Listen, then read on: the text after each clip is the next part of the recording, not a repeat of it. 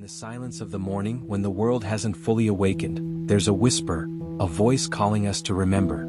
A voice that says, "You are not alone. I am your shepherd."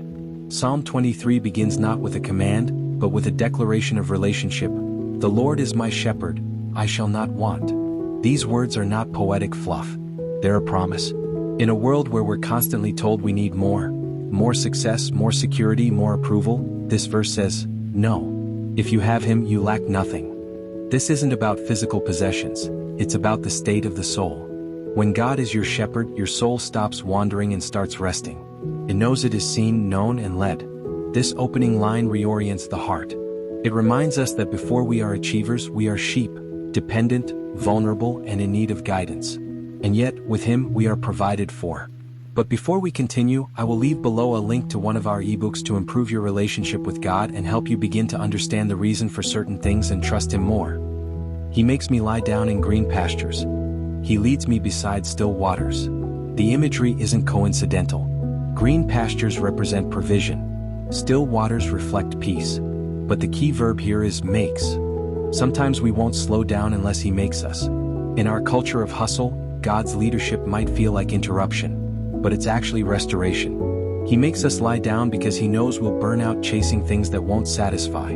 The green pastures and still waters aren't just physical places, they're states of being. When you walk closely with the shepherd, He leads you into places where your soul can breathe. It's not always glamorous, but it is always good. God knows that rest is not weakness, it's wisdom. And sometimes the most spiritual thing you can do is be still. He restores my soul. This isn't just poetic, it's personal. He doesn't outsource restoration. He does it Himself. In Hebrew, restore means to bring back to its original condition. It's the image of a weary traveler collapsing on the road, and a gentle hand lifting them back to their feet. God is not just interested in saving your soul once. He wants to continually restore it, every day, every hour. When anxiety creeps in, when failure haunts you, when shame tries to cling, you don't need a new plan, you need a restored soul. The shepherd is in the business of restoration. And He's not intimidated by your brokenness. He sees beyond your damage. He knows what you were meant to be. And His hands are both strong and tender. He leads me in paths of righteousness for His name's sake. Following Jesus isn't a casual stroll.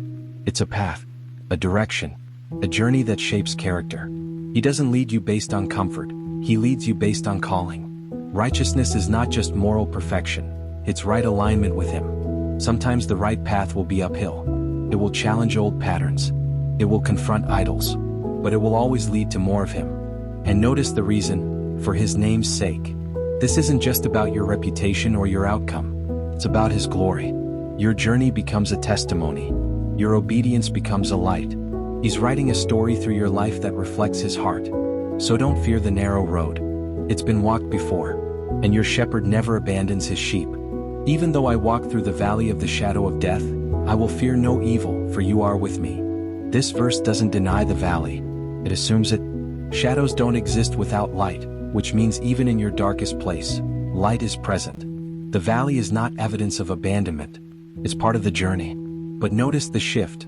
Before, the psalmist talked about God. Now he speaks to Him. You are with me. In the valley, theology becomes intimacy. Faith becomes face-to-face. The shepherd doesn't shout instructions from a distance. He walks with you.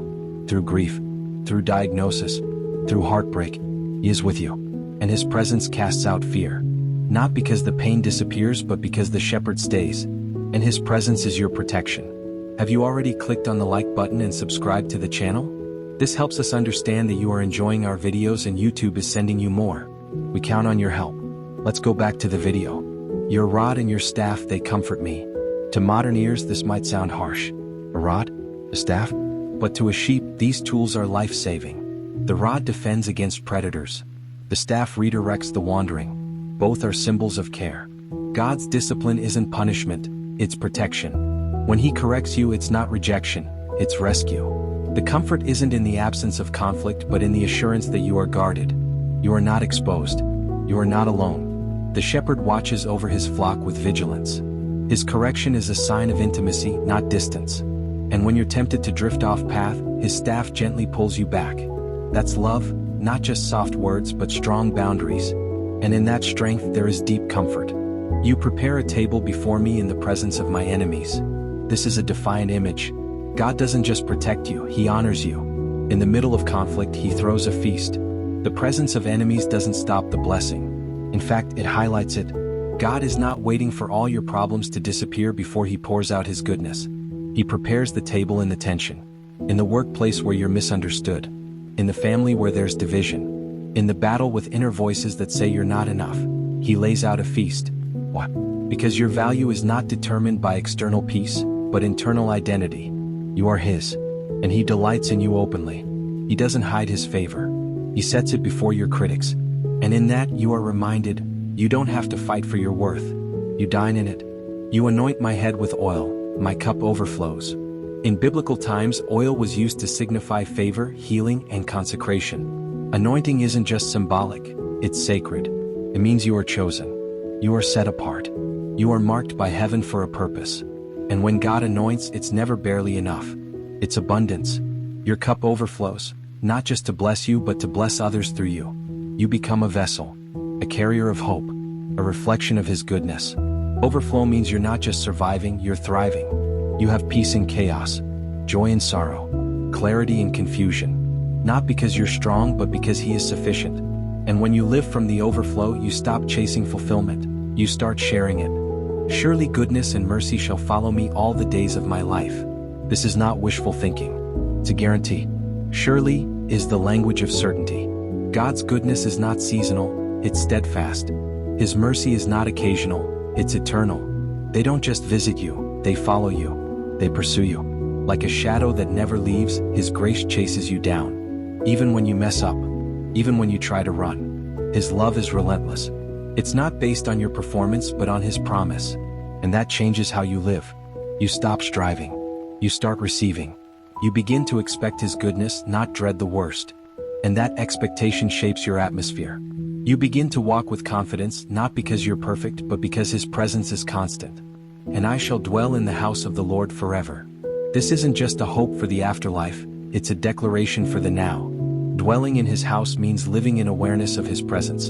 It means your home is not built on circumstances but on communion. You carry the sanctuary within. Every moment becomes sacred. Every breath becomes prayer. And forever isn't just eternity, it's today and tomorrow and always. You are home in Him. This is not religion, it's relationship. Not obligation but intimacy. The shepherd doesn't just lead you to safety, He leads you to Himself. And there, in His presence, you find the one thing no valley, no enemy, no loss can take away: peace. Psalm 23 is not a fairy tale. It's a roadmap, a mirror, a melody that echoes in every human heart that longs to be seen, known, and loved. It's not just a passage to memorize, it's a truth to live by. So if you're tired, let Him lead. If you're anxious, let Him restore. If you're lost, let Him guide.